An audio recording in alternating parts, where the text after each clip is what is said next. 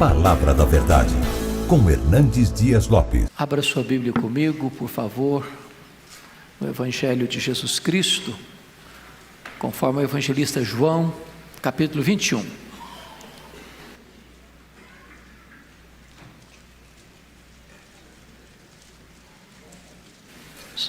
João capítulo 21.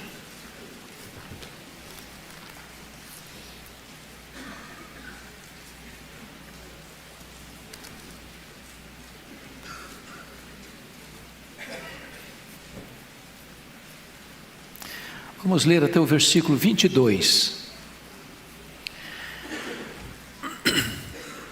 João 21, de 1 a 22.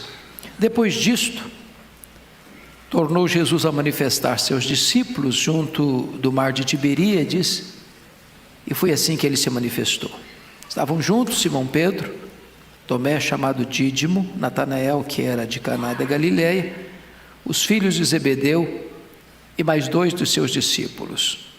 Disse-lhe Simão Pedro: vou pescar. Disseram-lhe os outros: também nós vamos contigo. Saíram e entraram no barco, e naquela noite nada apanharam. Mas ao clarear da madrugada estava Jesus na praia. Todavia os discípulos não reconheceram que era ele. Perguntou-lhes Jesus: filhos, tendes aí alguma coisa de comer? Responderam-lhe: não. Então lhes disse: lançai a rede à direita do barco e achareis. Assim fizeram e já não podiam puxar a rede, tão grande era a quantidade de peixes. Aquele discípulo a quem Jesus amava disse a Pedro: é o Senhor. Simão Pedro, ouvindo que era o Senhor, cingiu-se com sua veste, porque se havia despido, e lançou-se ao mar. Mas os outros discípulos vieram no barquinho puxando a rede com os peixes, porque não estavam distantes da terra, senão quase 200 côvados, aproximadamente 90 metros. Ao saltarem em terra, viram ali umas brasas e em cima peixes, e havia também pão. Disse-lhes Jesus: trazei alguns dos peixes que acabaste de apanhar. Simão Pedro entrou no barco e arrastou a rede para a terra, cheia de 153 grandes peixes. E não obstante serem tantos, a rede não se rompeu. Disse-lhes Jesus: vinde, comei. Nenhum dos discípulos ousava perguntar-lhe: quem és tu? Porque sabiam que era o Senhor. Veio Jesus, tomou o pão e lhes deu, e de igual modo o peixe. E já era esta a terceira vez que Jesus se manifestava aos discípulos, depois de ressuscitado dentre os mortos. Depois de terem comido, perguntou Jesus a Simão Pedro: Simão, filho de João, amas-me mais do que estes outros? Ele respondeu: sim, Senhor, tu sabes que te amo. Ele lhe disse: apacenta os meus cordeiros. Tornou a perguntar-lhe pela segunda vez: Simão, filho de João, tu me amas? Ele lhe respondeu: sim, Senhor, tu sabes que te amo. Disse-lhe Jesus: pastorei as minhas ovelhas. Pela terceira vez Jesus lhe perguntou: Simão, filho de João, tu me amas? Pedro entristeceu-se por ele lhe ter dito pela terceira vez: tu me amas? E respondeu-lhe: Senhor, tu sabes todas as coisas, tu sabes que eu te amo. Jesus lhe disse: apacenta as minhas ovelhas. Em verdade te digo, que quando eras mais moço, tu te cingias a ti mesmo, e andavas por onde querias. Quando, porém, fores velho, estenderás as mãos, e outro te cingirá, e te levará para onde não queres. Disse isto para significar com que gênero de morte Pedro havia de glorificar a Deus. Depois de assim falar, acrescentou-lhe: segue-me.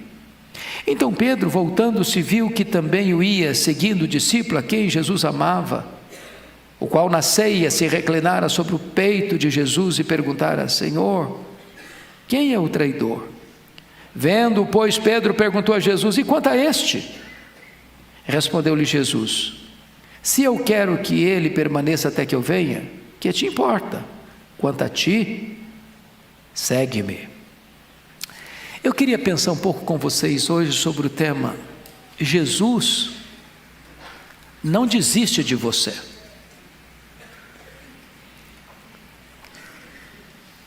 De todos os personagens da Bíblia, penso eu, que nenhum deles é mais parecido comigo e com você do que Pedro. Quando eu olho no espelho, eu vejo Pedro, ao ver-me a mim mesmo. Pedro é um emblema. Pedro é um símbolo da humanidade. Pedro é uma espécie de pêndulo que oscila entre altos e baixos, entre avanços e recuos, entre escaladas e quedas. Pedro é aquele homem contraditório, ora sólido como uma rocha, ora vulnerável como pó, que o vento bate e leva. Capaz das declarações mais audaciosas, firmes, ortodoxas: tu és o Cristo, o Filho do Deus vivo, para em seguida ser instrumentalizado por Satanás e tentar afastar Jesus da cruz. Pedro é aquele homem capaz de uma fé tão robusta a ponto de andar sobre as águas, para em seguida naufragar nas águas turvas da incredulidade. Capaz de fazer promessas a Jesus: por ti darei minha vida, para em seguida negá-lo covardemente.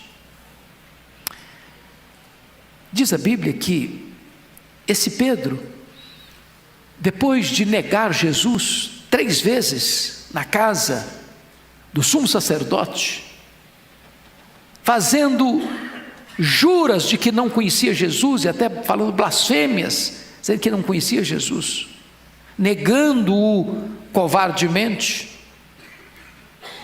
ao ser olhado por Jesus e ao ouvir o canto do galo, cai em si, chora amargamente e vai para casa naquela noite fatídica. Exatamente na mesma noite em que Jesus é cuspido e é esbordoado, no outro dia ele está incógnito, desaparece com medo dos judeus, enquanto Jesus enfrenta o pretório romano, o julgamento de Pilatos e a condenação à morte de cruz, sendo crucificado numa exposição de opróbrio e vergonha. Passa o sábado, Pedro está com medo, trancado. Chega o domingo, as mulheres vão ao sepulcro. Quando chegam lá, uma surpresa, a pedra está rolada. Elas entram, o túmulo está vazio. Elas saem do túmulo, o anjo pergunta para elas: o que vocês vieram fazer aqui? Procurar entre os mortos aquele que está vivo. Ele não está aqui não, ele ressuscitou. E aqui eu tenho um recado para vocês: ide dizei aos seus discípulos e a Pedro que ele irá diante de vós para a Galileia. Me intriga o fato de que o anjo tem um recado de Jesus, e nesse recado Jesus tem o cuidado de trazer uma palavra específica dentre os discípulos para Pedro. Por que esta distinção? Por que esse cuidado especial? É porque Jesus, que sonda os corações, sabe e sabia que Pedro estava tão derrotado, tão quebrado, tão fracassado, que ele já nutria no coração o sentimento de que ele não era mais digno, capaz de se tornar um discípulo, de continuar o discipulado, de ser um apóstolo. Pedro já tinha desistido de Jesus, mas Jesus não tinha desistido dele. Na nossa vida, às vezes, temos fracassos, deslizes. Às vezes caímos numa situação que jamais imaginaríamos cair. E ficamos a pensar: agora não tem mais jeito, Agora não tem mais esperança, agora não tem mais restauração, agora só tem passado, agora não tem mais futuro, agora eu preciso dar marcha ré, agora não há perspectiva mais para a minha vida. E quando você pensa em desistir, Jesus investe em você, dizendo: eu não desisto de você, eu não abro mão da sua vida, eu não abdico do direito que eu tenho de ter você para mim. Agora pense comigo, que Jesus já havia se manifestado, ou manifestou-se, 12 vezes depois de ressuscitado dentre os mortos. A primeira vez que ele se manifestou foi a Maria Madalena. A segunda vez que ele se manifestou foram as mulheres da Galileia, que foram ao sepulcro. A terceira vez que ele se manifestou foi aqueles 2 caminhantes de Emaús. A quarta vez que ele se manifestou foi a Simão. A quinta vez que ele se manifestou foi aos discípulos, quando Tomé não estava presente.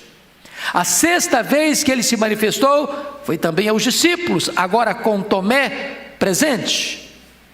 A sétima vez que ele se manifestou foi nesta ocasião que acabamos de ler. A oitava vez que ele se manifestou foi novamente aos seus discípulos, numa das montanhas da Galileia, onde ele dá a grande comissão.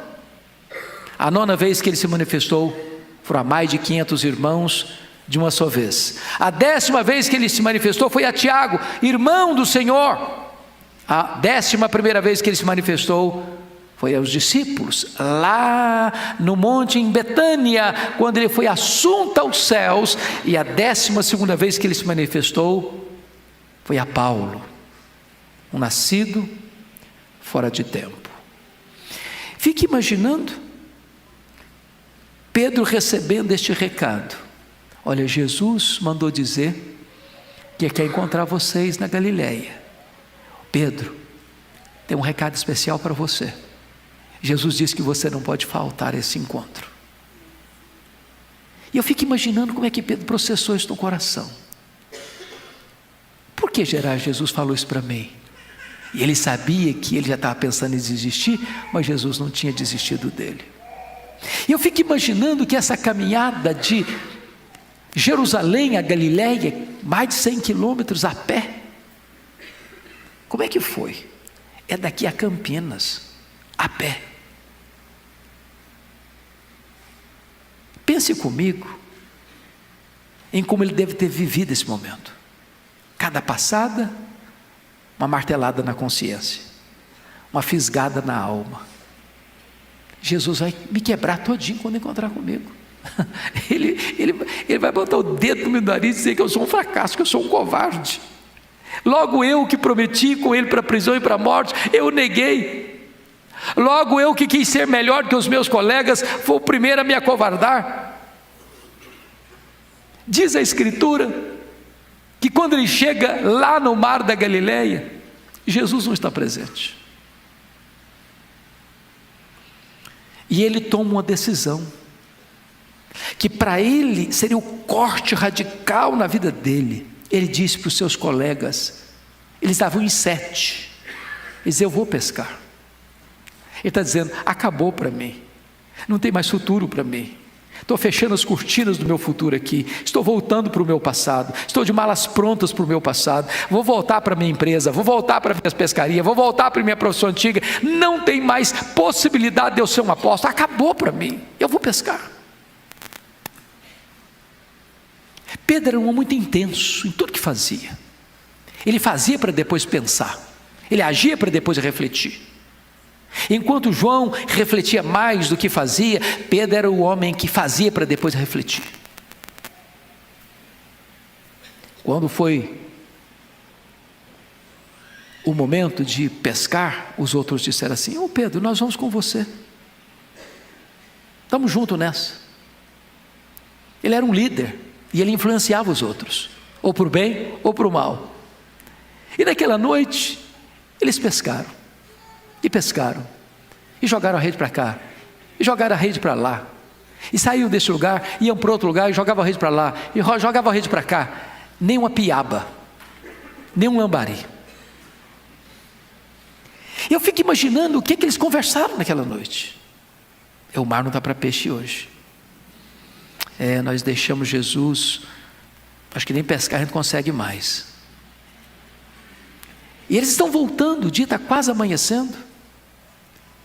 E de repente, a 90 metros, se você parar para perceber, bota no seu Waze aí, 100 metros é um quarteirão, exatamente um quarteirão.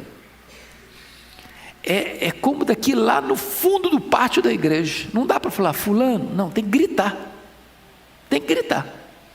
E Jesus está na praia caminhando, eles não sabem quem é. E de repente Jesus daqui se dirige a eles lá na praia, lá dentro do mar, 90 metros. E Jesus faz uma pergunta: filhos, tendes aí alguma coisa de comer? O que eu acho incrível é que Jesus poderia dizer: medrosos, covardes. Não. Filhos. Por que Jesus disse isso? Quando eu vejo na Bíblia, pastor Ival, só teve uma mulher na Bíblia que Jesus chamou de filha. Para quem? A quem Jesus chamou de filha? A mulher hemorrágica, aquela mulher que estava com a sua autoestima lá no chão, aquela mulher que estava com vergonha de tocar Jesus em público e ser vista, alguém que está machucada, ferida, quebrada, que acha que não tem mais jeito para a vida. A essa pessoa Jesus disse: filha, os teus pecados estão perdoados. Aí esses homens fracassados, derrotados, quebrados, que estão pensando em desistir, que estão pensando em dar marcha ré, que estão pensando que não tem mais futuro para eles, Jesus especificamente chama eles de filhos. Tem aqui nessa palavra mais de 1 tonelada de graça, porque é assim que Ele trata você e a mim. Às vezes a gente fracassa, às vezes a gente resvala os pés, às vezes a gente fala coisa que não podia falar, às vezes a gente faz coisa que não podia fazer, e mesmo apesar das nossas mazelas, Jesus nos chama de filhos. E Ele faz uma pergunta, não porque precisa de uma resposta, não porque precisa ser informado. Ele não faz essa pergunta: tem de dizer alguma coisa de comer, porque Ele não sabe o que está acontecendo. Ele faz essa pergunta para criar um ponto de contato com o coração daqueles homens. A resposta deles é um não sonoro: não, não temos nada. A nossa pescaria sem o Senhor é fracassada. A derrota nossa é total. A frustração nossa é completa. Nós não temos nada. E Jesus então se dirige a eles assim: lançai a rede à direita do barco e achareis. Olha, Jesus conhece o seu coração. Jesus conhece o fundo do mar. Jesus conhece os cardumes que flutuam nas camadas abissais dos oceanos.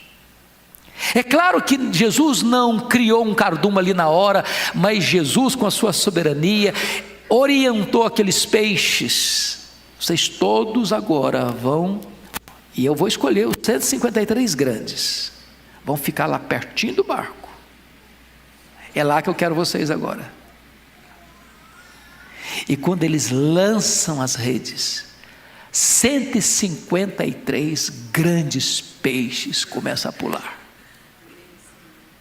Aí João diz: ô Pedro, é Jesus, ele chegou aqui. Pedro era aquele camarada intenso, ele fazia para depois pensar. Ele não quis saber mais de peixe, não quis saber mais de barco, não quis saber mais de nada. Ele pulou na água, nadou 100 metros. O coração dele está desesperado, ele está acelerado. Ele deve estar pensando: é agora, eu vou ter que enfrentar essa hora mesmo. Jesus vai me quebrar mesmo, ele vai me humilhar mesmo, então eu tenho que enfrentar mesmo. E eu nada, com o coração aceleradíssimo. Quando ele chega, diz a Bíblia, tem um braseiro ali, tem pão, tem peixe. Mas por que Jesus levou Pedro para o mar da Galileia. Por que Jesus disse: eu vou encontrar vocês lá no mar da Galileia? Porque Jesus já tinha aparecido para eles 2 vezes, mas não tinha acontecido a cerimônia da restauração de Pedro. Uma coisa é Jesus apareceu para você, outra coisa é Jesus restaurar você. Mas por que então na Galileia? Por que não em Jerusalém? Porque eles eram da Galileia, porque Pedro era Betsaida, porque o chamado de Pedro foi ao redor daquele mar. Jesus está levando Pedro de volta para a geografia onde ele o chamou para o ministério, para dizer: é onde eu chamei você para o ministério que eu vou restaurar você ao ministério, Pedro. Foi onde eu alcancei o seu coração que eu vou restaurar você de volta para mim, Pedro. E aí Jesus monta o braseiro. Mas por que o braseiro? Porque só aparece 2 vezes a palavra braseiro no Novo Testamento. Foi onde Pedro negou Jesus, e agora é onde Pedro vai ser restaurado por Jesus. O que Jesus está dizendo para Pedro é o seguinte: ô Pedro, eu plantei esse braseiro aqui, meu filho, para dizer uma coisa para você, para que você se lembre do mesmo cenário que você me negou, o mesmo cenário que você caiu, o mesmo cenário que foi o campo da sua tragédia, a geografia do seu fracasso. É exatamente nessa geografia, é exatamente nesse cenário que eu vou restaurar a sua psique, as suas emoções, o seu mundo interior, e botar você de pé outra vez, Pedro. É onde você caiu que eu vou levantar, é onde você me negou que você vai me confessar, é onde você foi um derrotado que eu vou fazer de você um homem vitorioso. Jesus está dizendo para Pedro: Pedro, você está olhando muito os seus fracassos, e eu quero lhe dar uma lição para você: a minha graça é maior que o seu pecado, Pedro. Não importa o que aconteceu com você, quantas vezes você me negou, quantas vezes você fracassou, quantas vezes você foi derrotado, eu quero dizer para você que onde o seu pecado abundou, superabunda a minha graça, Pedro. Diz a Bíblia que enquanto isso os discípulos estão vindo, dirigindo o barco com 153 grandes peixes, e Jesus diz: pegai mais peixe aí, trazei alguns dos peixes que vocês apanharam. Ele é o cara da ação, é ele quem vai lá, pega, puxa a rede, tira os peixes, bota. Ele é o cara da ação. Aí Jesus diz: vinde, comei. Que é silêncio. Todo mundo sabe que é Jesus, mas não tem coragem de perguntar. Eles não estavam acostumados a ver uma pessoa ressuscitada dentre os mortos, mesmo sendo o Senhor Jesus. Aí daqui a pouco Jesus chamou Pedro e disse: Simão, o filho de João, tu me amas mais do que estes outros. Que outros? Os outros aqui, os outros discípulos.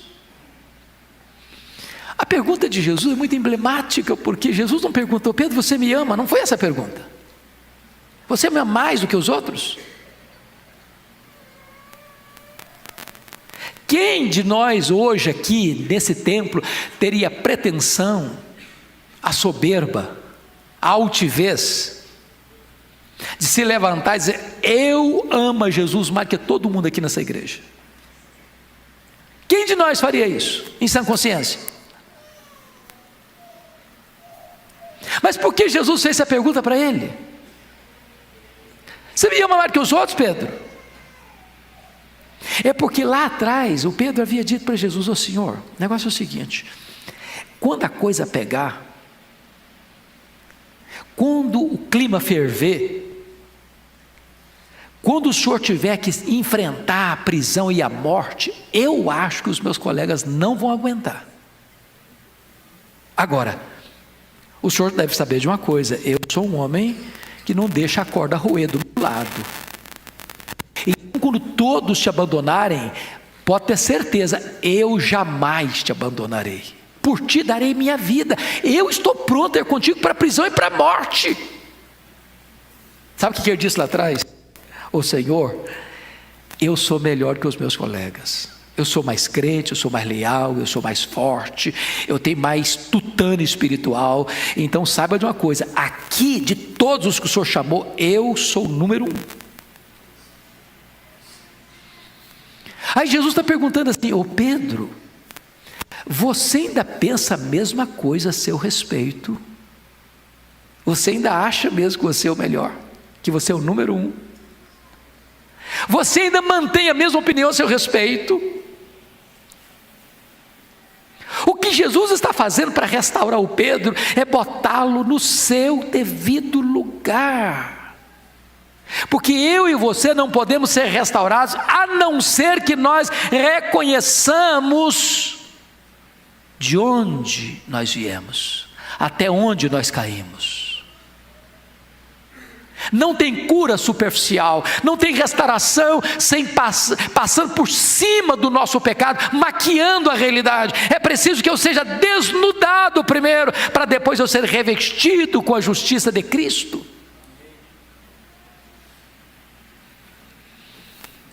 Pedro respondeu: sim, Senhor, tu sabes que eu te amo, então apacenta os meus cordeiros. Aí Jesus faz a seguinte pergunta: Simão, filho de João, tu me amas? Essa segunda pergunta talvez seja mais profunda ainda, porque agora Jesus não está comparando com ninguém, mas Jesus está questionando se Pedro o amava mesmo. Você me ama, Pedro? E eu agora não estou comparando você com ninguém não, Pedro. Agora estou perguntando, agora é só nós dois, tete a tete aqui. Tu me amas, Pedro?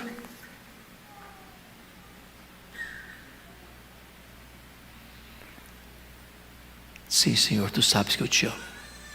Então, pastoreia as minhas ovelhas. Aí Jesus pergunta a terceira vez: Simão, filho de João, tu me amas? Pedro ficou muito triste. Tu sabes todas as coisas, tu sabes que eu te amo. É claro que Jesus Cristo, nessa restauração do Pedro, é extremamente pedagógico. Extremamente pedagógico. Porque bastaria uma pergunta só. Seria suficiente, não? E por que 3 vezes? Para que Pedro retornasse ao que fizera outrora, dizendo: eu neguei 3 vezes. Sabe o que Jesus está me dando? É a chance de, para cada vez que eu neguei, ter a oportunidade de confessá-lo de novo. É para ensinar para mim que, para cada fracasso meu, a graça é suficiente para me botar de pé de novo. Eu não sei quantas vezes você errou, quantas vezes você prometeu, quantas vezes você falhou, e você prometeu, e falhou, e prometeu, e falhou, e prometeu, e falhou, e de repente você está dizendo: meu Deus do céu, para mim não tem mais jeito, eu não vou ficar de pé nunca, eu não vou ser restaurado nunca, eu não vou ser curado nunca, eu não vou ser perdoado nunca, eu tenho errado, eu tenho falhado, eu tenho caído, eu tenho escorregado, eu tenho tropeçado vez após vez, e a graça de Deus está aqui hoje para botar você de pé e restaurar a sua vida. Restaurar a sua vida.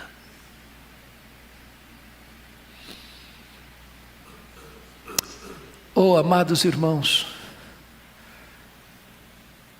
o Senhor Jesus se importa com a gente, apesar dos nossos fracassos, e Ele não desiste da gente, não desiste. Eu fico pensando que o Senhor Jesus estava ali restaurando não só Pedro, Ele estava restaurando o ministério de Pedro. E eu estou me dirigindo a pessoas que estão aqui nesse santuário, que talvez, gente que já teve posição de liderança na igreja, gente que já teve uma postura de vanguarda na igreja, gente que já fez a coisa acontecer, e de repente você pensou assim: você quer saber de uma coisa? Eu vou agora ficar na igreja, sentar no banco e ficar lá. Só ficar no banco. Eu quero dizer para você que Jesus não desiste de você. Você que está querendo voltar para as redes, Jesus quer botar o cajado na sua mão de novo.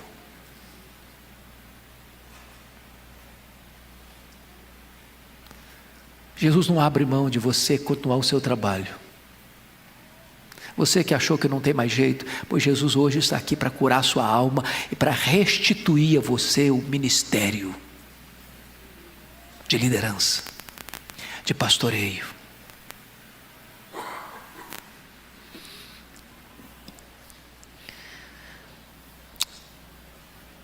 que eu acho bonito?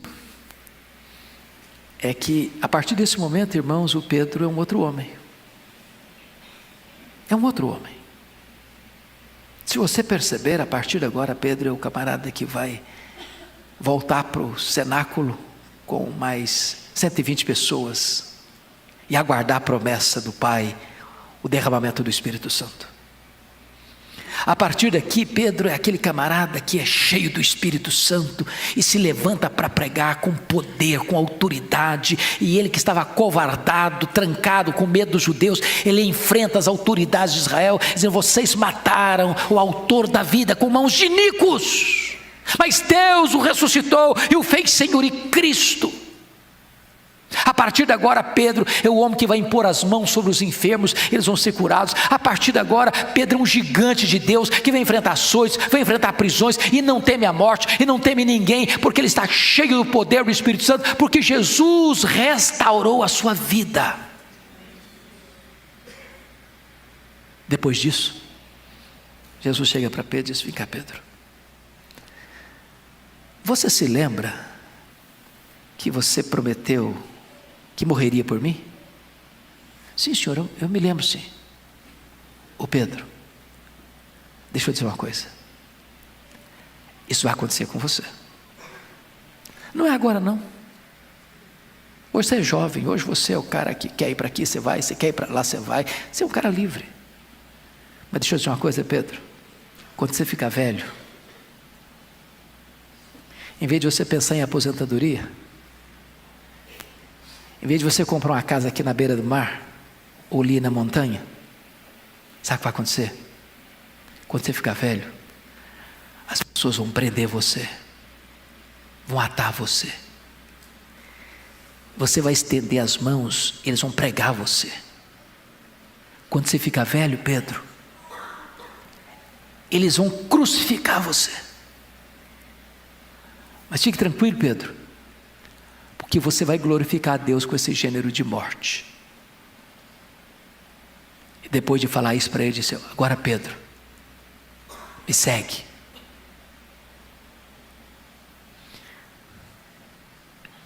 Algumas coisas me chamam muita atenção. É da bênção e da providência de Deus que nenhum de nós aqui sabe o dia que vai morrer. Não é verdade? Eu acho que isso é uma bênção. Se eu soubesse o dia que eu ia morrer, de noite eu ia perder o sono. Ah, meu Deus, só tem um mês, agora 15 dias, agora uma semana, agora 3 dias, agora um dia, 2 horas, 1h30. Agora, Deus não só nos mostrou que dia que a gente ia morrer, mas também não sabe como vai morrer. Não é uma benção isso? Já pensou? Eu vou morrer de acidente de carro. Toda vez que eu dirigi, eu ficava falando: Senhor, mas será que é agora? Não, de câncer. Não, Senhor, mas eu câncer. Não, Senhor. Coração, ataca, pum, acabou. Ah, Senhor, mas de coração. Já pensou? Seria um tormento, não é não? Pois Jesus disse para Pedro: quando você ficar velho, você vai morrer crucificado. Eu não sei como é que Pedro lidou com isso não. Mas eu acho que tinha noites que ele deitava, rolava para lá, rolava para cá, rolava para lá, rolava para cá. Eu vou morrer crucificado. Morte fácil? E indolor? Pá! Deu uma partida no coração, acabou?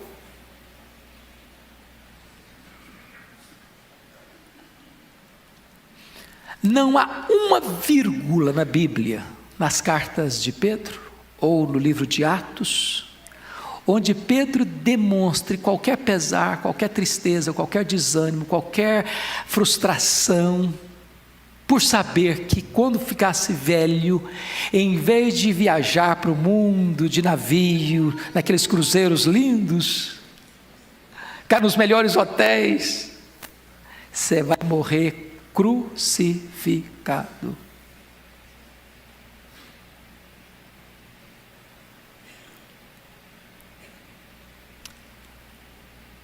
Sabe o que aconteceu? Diz os historiadores, Eusébio, na sua obra História da Igreja, que ele, no período de Nero, como Paulo foi degolado, e ele, por não ser cidadão romano, foi preso também e foi crucificado. Mas Eusébio, no livro dele de História da Igreja, diz que quando Pedro foi crucificado, ele disse assim para os seus executores: eu não sou digno de morrer como meu Senhor, crucifiquem-me de cabeça para baixo. E com esse gênero de morte, ele glorificou a Deus. Mas talvez você pergunte: bom, mas talvez ele morreu muito frustrado, muito magoado, muito deprimido. Não, não foi o que aconteceu. Você quer dar uma olhadinha? Abra sua Bíblia aí comigo, na segunda carta de Pedro, no capítulo 1, quando ele vai dizer o seguinte, versículo 14 e 15. Segunda de Pedro, capítulo 1, versos 14 e 15. Ele diz: certo de que estou prestes a deixar o meu tabernáculo, o meu corpo, como efetivamente nosso Senhor Jesus Cristo me revelou. Estou prestes a morrer, como o Senhor Jesus efetivamente me revelou. Como é que Jesus revelou? João 21, 18 e 19. Você vai morrer crucificado. Você vai estender as mãos e eles vão te cingir, vão te pregar. Mas verso 15 ele diz: mas de minha parte esforçar-me-ei diligentemente por fazer a todo tempo que, mesmo depois da minha partida, mesmo depois da minha morte, conserveis lembrança de tudo. Sabe o que ele está dizendo? Roma pode até me matar, mas Roma não vai pôr um ponto final no meu ministério. Roma pode até silenciar minha voz, mas Roma não pode calar a voz do Evangelho. Roma pode até me matar, mas o meu ministério, o que eu preguei, o que eu ensinei, vai continuar reverberando nos ouvidos das pessoas ao longo dos séculos. Deus sepulta os seus obreiros e a sua obra continua.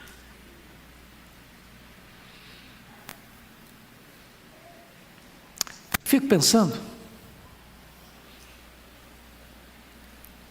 se você e eu estivéssemos hoje sendo nomeados numa comissão de restauração de Pedro, de restauração do seu ministério. Se Pedro fosse um pastor dos nossos concílios atuais, o que nós faríamos? Que expediente tomaríamos? Eu acho que nós faríamos o seguinte: ô Pedro, você é um cara muito impulsivo, cara. Muito impulsivo. Você fala para depois pensar. Você age, mas não reflete. Depois tem que voltar atrás. Então sabe o que vamos fazer com você, Pedro? Nós vamos te encaminhar para um conselheiro, psicólogo cristão. Vai cuidar de você, mexer um pouco nas suas áreas emocionais aí. Vai fazer um tratamento. Tem mais, Pedro, você é um cara até que tem boas convicções doutrinárias, mas você tem hora que fraqueja, cara. Então você vai estudar um pouco mais. Nós vamos dar 5 livros de teologia para você ler, fazer uma resenha, entregar um resumo para nós. Depois, nós vamos fazer uma sabatina com você. Se você passar, nós vamos, por etapas, restaurando você. Depois você começa a pregar, depois você começa a pastorear as ovelhas, depois a gente restaura você no ministério pleno. Não é assim que a gente faz? Jesus só fez uma exigência: ô Pedro, você me ama?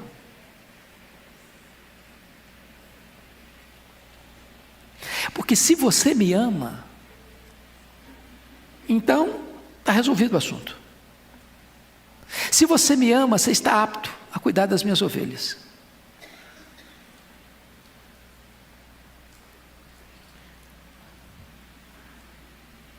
Você é diferente de Pedro?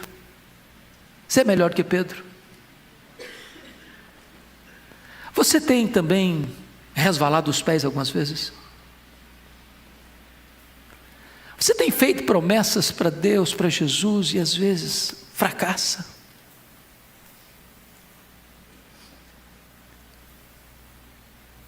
Você já pensou até algumas vezes em desistir?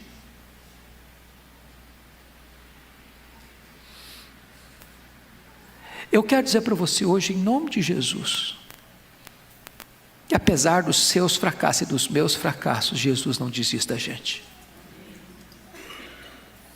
E hoje Ele está aqui para restaurar nossa alma, para nos pôr de pé outra vez, para nos encher do seu Espírito,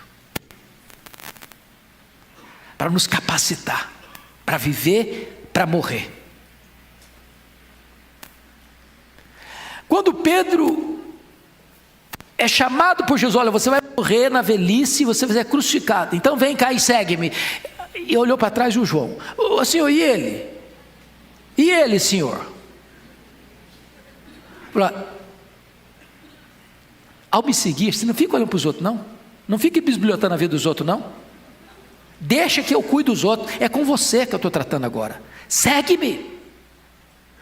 Para de pensar na vida do outro. Para de ficar olhando para o outro. Para de pensar o projeto de Deus para o outro. O negócio é com você. Segue-me. E hoje eu queria orar com você, por 2 motivos.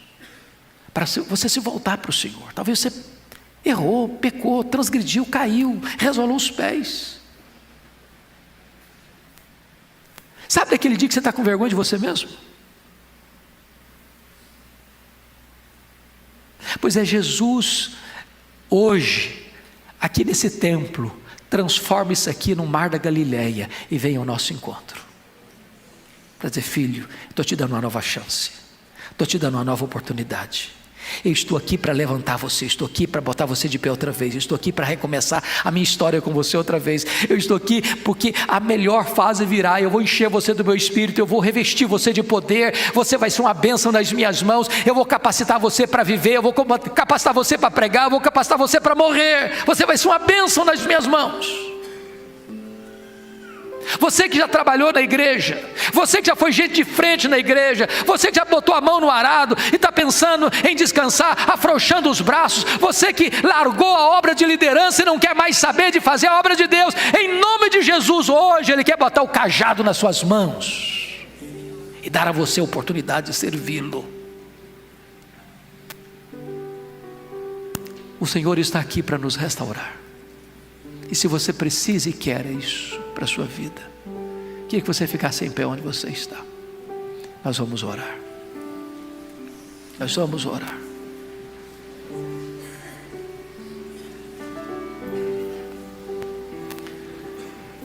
Senhor, nós estamos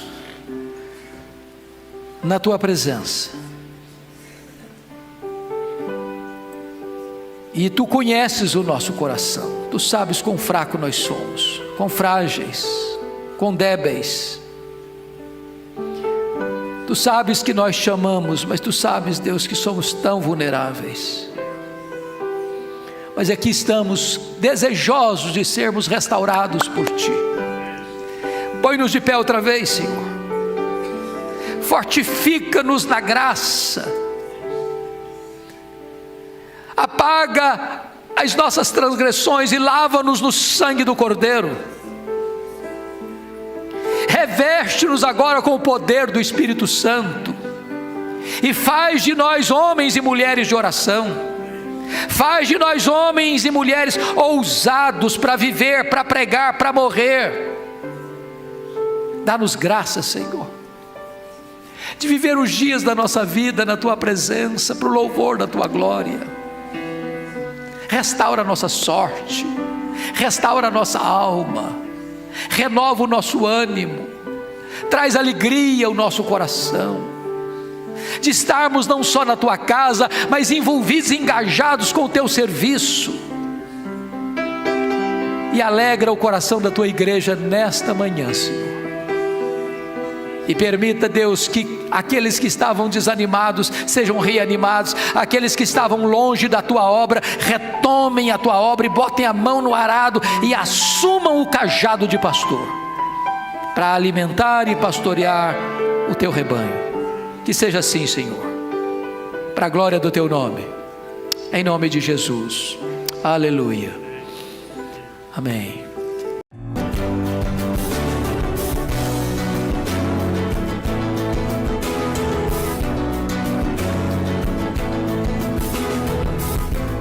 Palavra da Verdade, com Hernandes Dias Lopes.